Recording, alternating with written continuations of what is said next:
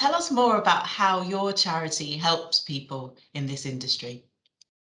Well, I think the thing is, you got to think about why do we exist as a charity in the industry, and we exist because there's such a big problem within the industry with mental well-being.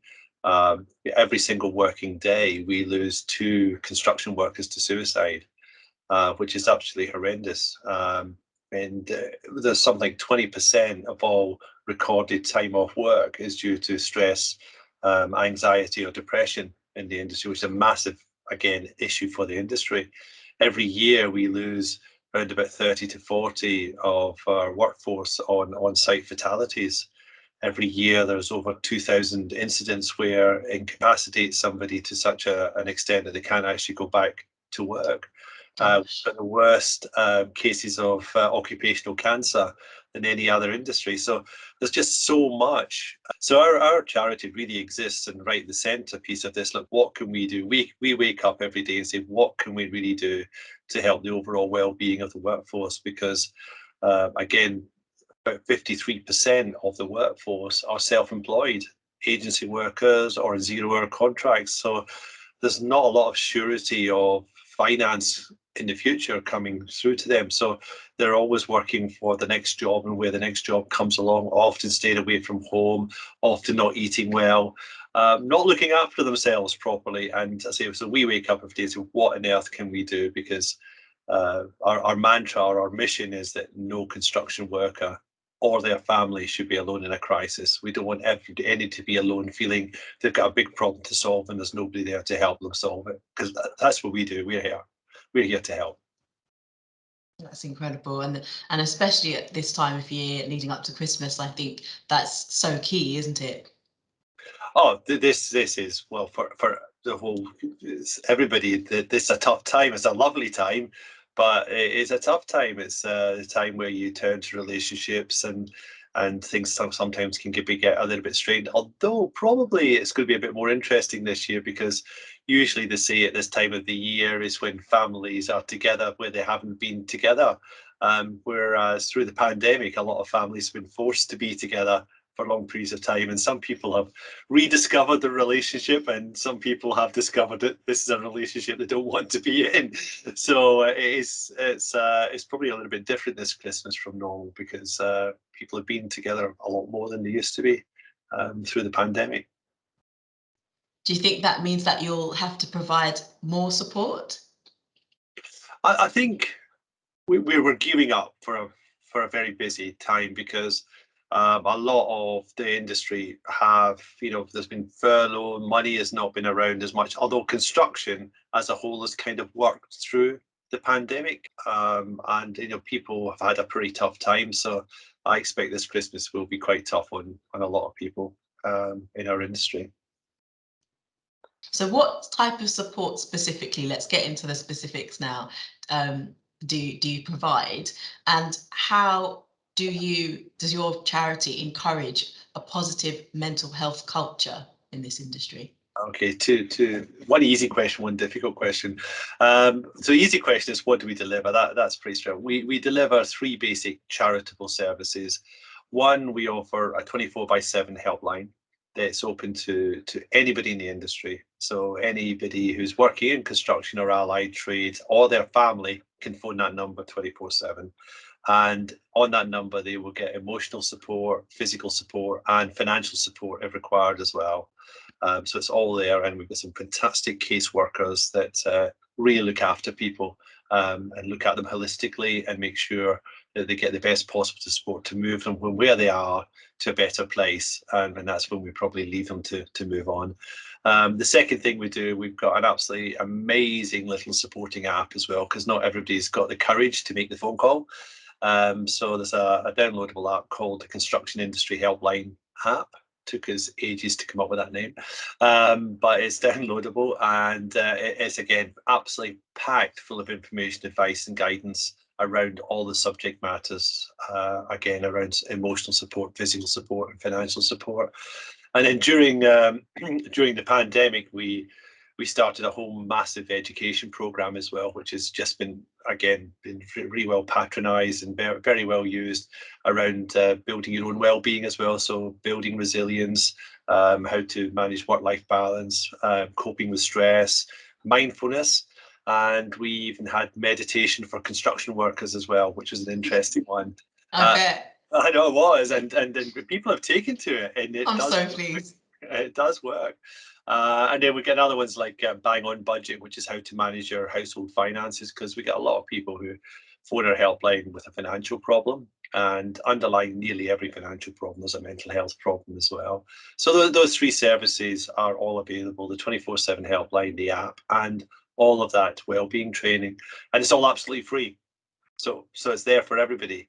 So there's no real barrier to be able to enter to get to that kind of support. And going back to our original mission, it's about surrounding people with all access points, so that nobody's alone in a crisis.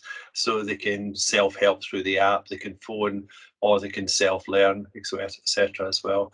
And we're building two major other programs. We're building a nationwide network of drop-in centres called Lighthouse Beacons, where people can go to those places, and it's all on our little app. You can go find it's usually every Monday or Tuesday. There's certain places around the country where people can drop into, and it's managed by people who've got lived experience, so nobody's going to judge them with a problem, and they can talk about it. They don't have to talk about it, but they can be with other people who are talking about it and just feel okay to talk about the problems they've got and not be judged. Which is really important. And the other big thing we've got is we're driving a massive program with the apprentices as well, which ties nicely into how we're changing the culture. Absolutely. That was a good segue, wasn't it? It was great. But yeah, that's how we want to change the culture, because not only do we have a culture today that needs to change, but also if we start injecting in the well-being culture and the mental health processes into the young people entering our industry, then hopefully the culture will change over time. But the culture needs to change from this incredibly male-dominated, stoic sort of and very unhelpful stoic beliefs that men have about themselves and how they need to act, because it doesn't help open up the conversation to have discussions. That needs to change so that we can get more diversity in the industry as well. 87% of the population working in construction are men. So it's a very, very male-dominated environment, and those stoic beliefs are pretty unhelpful. But we need to change the culture, encourage more women to come into the industry, and give more diversity as well, which will change the culture over the long term as well. Yeah, I mean, as a charity, we had made most of our income from events, so charitable events. And when March 23rd came along, we're just looking at the rest of the year, no more events. So how are we going to get money in? And on the 23rd of March, our helpline just lit up as well. So we saw a massive increase in the number of people wanting a support at a time when we had a massive problem about raising money to give them the support that they needed. And we put out a crisis appeal to the industry, and within about 3 or 4 months, we'd raised more money in that 3 or 4 months than we did by any number of events that we could ever have run during the course of the year. Wow. Which was just absolutely amazing. We were absolutely given the biggest hug by our industry that we've ever had, and to say, like, we appreciate what you're doing for our workforce. Keep doing it, and we're going to give you the money that we can afford to give you to help you do it, which was just humbling and just wonderful. And we just couldn't believe how generous our industry can be through that period. I mean, since then, we've obviously looked at changing the way we do fundraise within our industry now, because that gave us a heck of a shock, saying we are so reliant on events happening all around the country that now we just go out and we beg. No, we don't. We go out and ask companies if they can possibly afford to give us an annual donation. Yes. So that becomes like an annuity to support the services that we give to the workforce in general. And again, that program is going extremely well. Our long-term plan is that we maybe 60-70% of our income will come through an annuity from companies that appreciate that we are giving this to the workforce in general, and we're supporting the workforce. and maybe the other 40% coming from events and having fun as well. So it made a big difference to us as a charity as well. Fantastic. That's really great to hear. And I know that some glazing businesses that read GGP as well have definitely supported your organisation. And I would encourage more of the businesses that are watching this video to do the same. What should businesses be doing right now to promote and support people with mental health challenges? Okay, so for me, if you're a business owner, you need to seriously look at putting in place some well-being program for your workforce. Doesn't have to be torturous or anything or major strategic. We've got we've put up 5 simple steps that any business can go through to get on this journey to well-being, or at least get to base camp, as I would call it. And then once you're at base camp and you look back and you look at the productivity and loyalty you built into your workforce, then you can choose your own summit. There's lots of other things you can do on top of that. But for me, that's your base camp, and then you can go find your own summit of how far you want to take it as well. I love that idea. Find your own summit. I think that's great. And it's given me a lot to think about. And it's quite inspiring as well. Thank you so much. Oh, it's a pleasure. And I always finish up with these 3 golden nuggets as well, as it's just 3 little golden nuggets that you, me, anybody can take away today. Because if you don't implement any of that stuff, then these are things that you can take away and it just be a better person for it. First of all, is if you see somebody struggling, don't ask once, ask twice. Because sometimes you get the second time you ask, you get a completely different answer. And I mean, you can just see yourself doing this when you walk into work in the morning, when you used to go into an office. You know, you say, "Hi, good morning, how are you?" And before that person even a chance to answer, you've moved on. So true. You know, or "How are you? You okay?" Yes. You've not only asked the question, you've answered You've it answered as it. well. Moved on.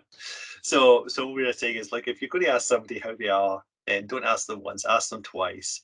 And then the second golden nugget is, if somebody does give you a different answer the second time round, give them the space and time, and don't be judgmental in listening to what their problem is, because again, it's so easy to sort of measure somebody from your own life experience with your lens. You're not seeing it through their lens in life. And if you just sit back and listen to their story without judging it, sort of that kind of seek to understand before you seek to be understood. That sort of kind of mentality, again, that's sometimes all somebody needs in the way of support. So that's the second golden nugget. And the third golden nugget, you'll like this one. This is from the Dalai Lama. Oh, brilliant. Yeah. Always be kind. Mm. There's no reason to be unkind to another human being, especially in a work environment, for goodness sake. They are your workmates, you know, be kind to them. And spontaneous acts of kindness not only can help save a life, but that actually fires up some really lovely chemicals inside you as well that makes you feel good too. So indulge yourself in kindness and be kind to your fellow human being. And you can take those 3 little golden nuggets and just use them now if you want. I love that. I adore that. I think that is so true. I'm a Londoner through and through. So, you know, back in the days when I was commuting into central London every day, you know, commuter rage would build up. And I think I fully confess to being one of those people that was just, you know, angry with the world. Of tourists, get out the way. I'm just trying to get to the tube. And I think, yeah, this time has allowed me to slow down a bit and to be a bit more kind. People have got a lot of things going on. So thank you for the reminder.